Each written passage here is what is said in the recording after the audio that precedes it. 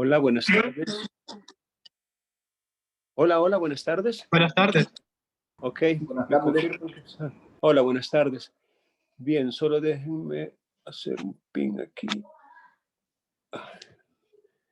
Sí, que no puedo.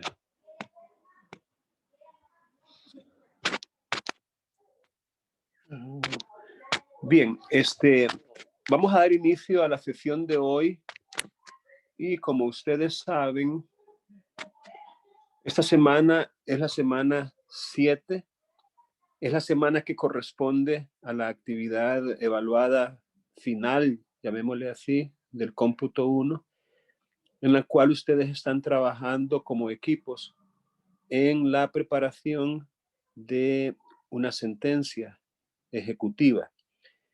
Esta semana no se compartió ningún contenido didáctico, digámoslo así. No hay materiales de estudio que hayan sido colocados en la plataforma virtual, simplemente las indicaciones semanales. Y ello implica que esta videoconferencia, de acuerdo con las instrucciones que se nos han dado, solamente es para resolver cualquier consulta, para retroalimentar cualquier duda, cualquier pregunta, cualquier inquietud que ustedes puedan tener relacionada, por supuesto, con la actividad semanal. Entonces, esta videoconferencia, pues dependiendo de ustedes, podrá tomar todo el tiempo o podrá ser más corta, dependiendo si tienen o no preguntas y cuántas preguntas ustedes formulen. De modo que voy a dejar entonces abierto el espacio para que aquellos o aquellas de ustedes que tengan preguntas, pues simplemente activen su micrófono y formulen alguna pregunta, alguna duda, algo que no comprenden muy bien, y con gusto, entre todos, podemos responderla. Así que el micrófono es para ustedes a efecto de que si tienen preguntas, las puedan hacer. Yo sí tengo una con elaboración de esta actividad. Ok, perfecto. Como Puede formularla, por favor. pide la sentencia, ¿verdad? Una sentencia, sí. Sí, en ese sentido, de alguna manera vamos a pasar a otra instancia o lo vamos a dejar hasta la sentencia. Es decir, vamos a... Sí, es bueno saber que la sentencia que se dicte en el proceso ejecutivo admite recurso de apelación. Y no importa en qué sentido se emita. La sentencia es una resolución judicial que le pone fin al proceso y por ende admite recurso de apelación, ya sea que se estime la ejecución o que se desestime. Entonces, nosotros de momento solo vamos a trabajar hasta la sentencia. La idea de la actividad para esta semana es que ustedes se familiaricen con los requisitos de forma y de fondo. Los requisitos que analizamos, tal vez no con ustedes, porque si mal no recuerdo, la semana pasada tuve problemas de conexión y estuve así con el teléfono, así como estoy ahorita, pero ahorita sí lo hice de propósito. Lo hice de propósito porque la idea nomás es conversar con ustedes.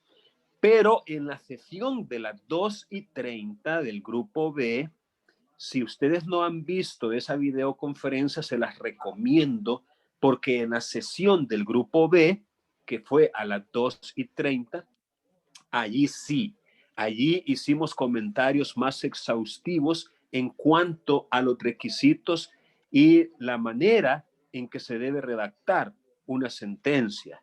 Entonces, se la recomiendo. Si no la han visto, todavía tienen chance de verla para que su sentencia les quede bien redactada, ¿verdad? Entonces, contestando su pregunta, nos quedamos en la sentencia nada más. Habrá otra asignatura que, si mal no recuerdo, se llama medios de impugnación y ejecución de las sentencias, en donde vamos ya a entrar en materia de segunda instancia e incluso casación, y también el procedimiento especial llamado revisión de sentencias firmes, pero eso será en otra asignatura. De momento nos vamos a quedar con relación al juicio ejecutivo hasta la sentencia. Ya en la siguiente semana ya pasamos a estudiar otros procesos especiales, como lo son el posesorio, el de inquilinato y en su momento los monitorios. Entonces el proceso ejecutivo lo vamos a hacer llegar hasta la sentencia de remate o sentencia ejecutiva. Muy bien. ¿Alguien más desea hacer alguna otra pregunta?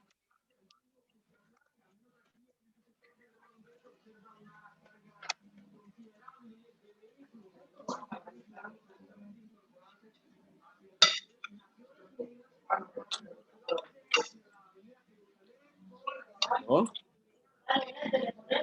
¿Mm? Vaya.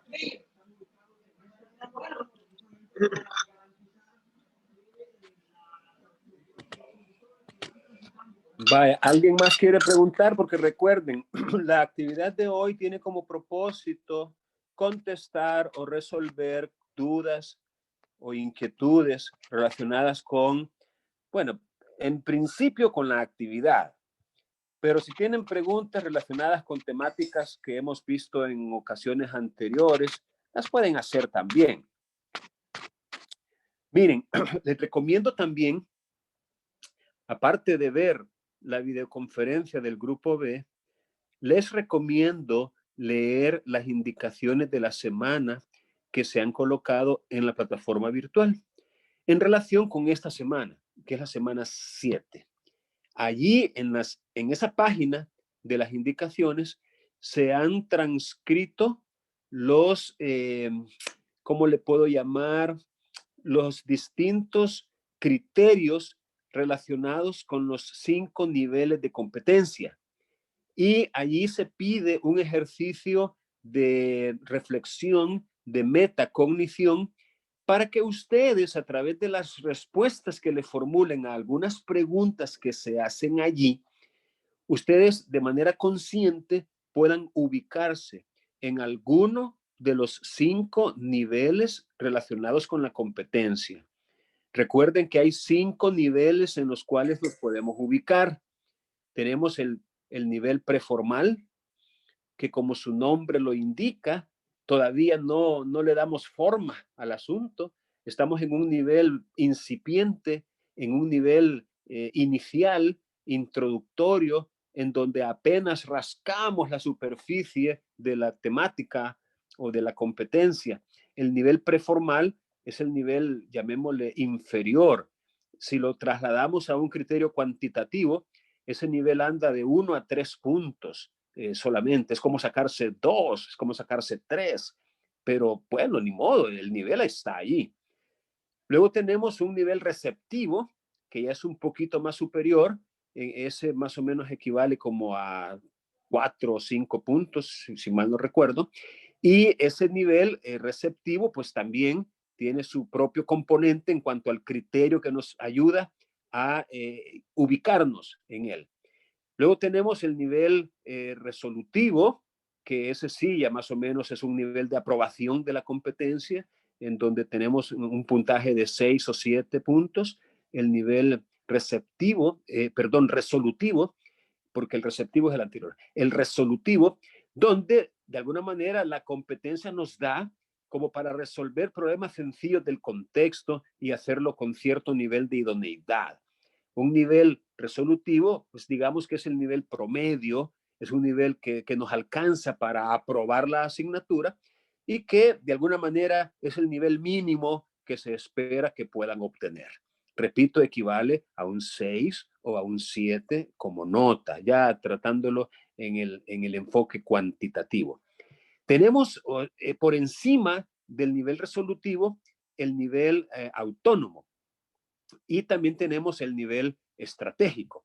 Esos niveles son los niveles superiores que el criterio obviamente es un poquito más elevado también en cuanto a sus exigencias, pero que también ustedes pueden perfectamente optar a través de una mayor dedicación, un mayor esfuerzo y ubicarse más arriba o por encima del nivel promedio.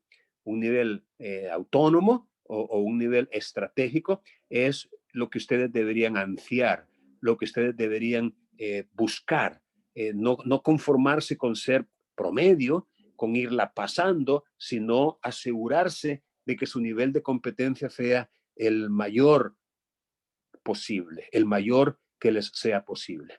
Entonces, por favor, lean la página esta que se llama Indicaciones de la Semana 7 en la plataforma, y allí ustedes van a poder, a través de estas respuestas que le den a las preguntas que están allí, tratar de un ejercicio de autoevaluación, de metacognición, de reflexión e introspección personal para poder, ¿por qué no?, ustedes mismos participar en su proceso de aprendizaje evaluativo y optar, ¿no? O decir, bueno, yo creo que ando más o menos por el nivel resolutivo, por ejemplo.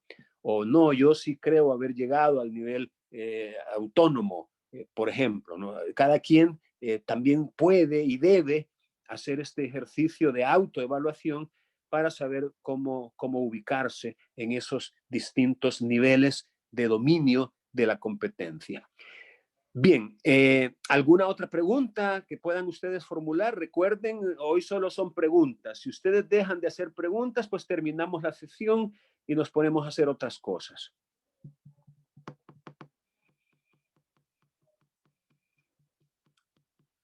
A ver. Pregúntame acá. Buenas tardes, licenciado. Hola, buenas tardes, Luz Helena. Quería hacerle una pregunta respecto a lo de la sentencia. Ok. ¿Se puede dar o no medida cautelar en la sentencia? ¿Medidas cautelares? Muy bien, excelente pregunta. Fíjense ustedes que la sentencia le pone fin al proceso. Y yo diría que en teoría ya no debería, a partir de la sentencia, sobrevivir las medidas cautelares. Sin embargo, lo cierto es de que después de la sentencia sigue lo que podemos llamar el cumplimiento o ejecución de la misma. Cumplimiento que puede ser voluntario o puede ser forzoso. Hay algunas personas, ya sean naturales o jurídicas, que de alguna manera ellos sienten que no están en la obligación de satisfacer la pretensión contenida en la demanda. Es decir, algunos demandados consideran de que la pretensión no es justa o que no está fundada, que es una pretensión infundada. Y por supuesto, no están dispuestos a aceptar, a allanarse o a cumplir con lo que se pretende a partir de la demanda. Entonces, estas personas, digamos que necesitan, requieren de una sentencia, de una resolución judicial, en donde, a partir de un proceso cognitivo, se determine que sí deben, que están en la obligación o en el deber de cumplir. Entonces, cuando uno es demandado y cuando se pronuncia una sentencia, obviamente la sentencia nos puede favorecer o nos puede perjudicar, o a veces nos puede favorecer en parte o perjudicar en parte. O sea, es posible que la pretensión sea estimada, pero no en el 100%, sino en un porcentaje o en una parte de ella. Entonces, hay, como quien dice, diversas posibilidades o escenarios que se pueden presentar en presencia de una sentencia. Por supuesto, uno de ellos es el cumplimiento voluntario, el cumplimiento de lo resuelto en la sentencia. Pues en ese caso, digamos que no hay mayor problema, simplemente el demandado hoy sentenciado cumple con la obligación establecida en la sentencia y el proceso termina.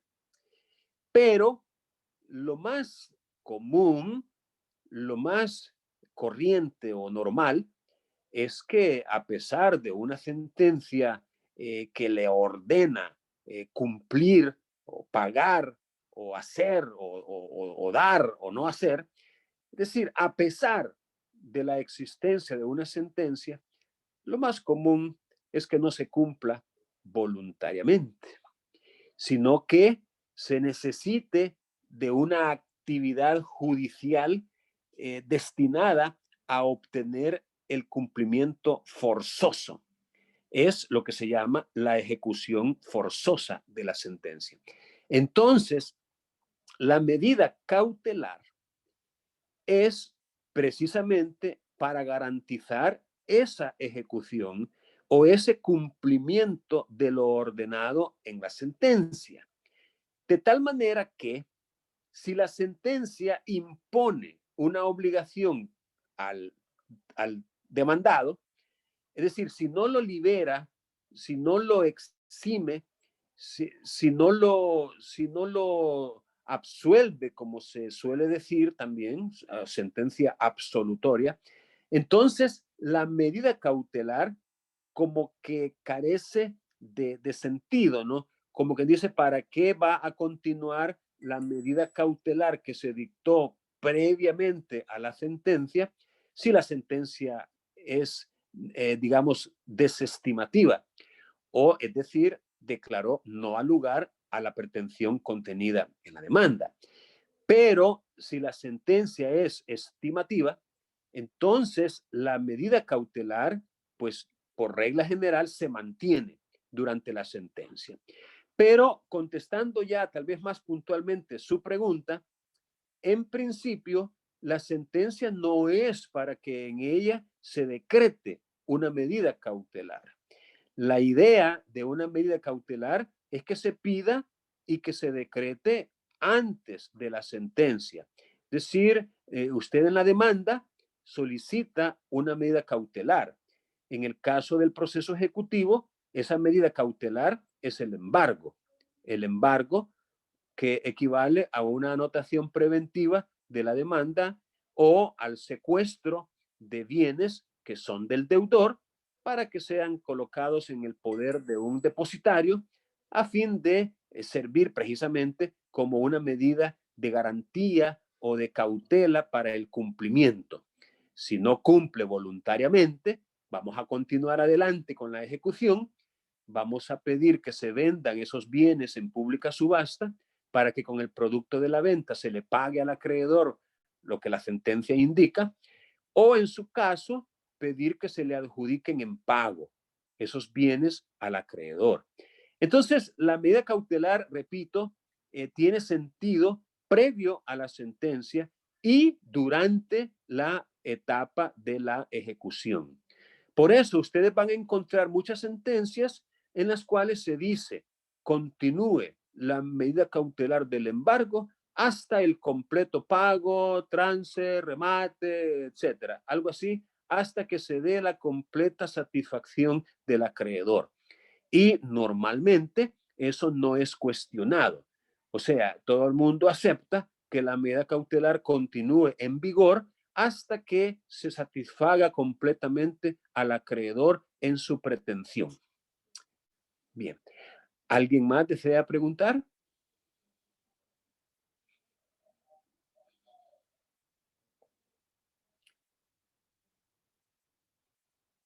Esta es una buena oportunidad para hacer preguntas.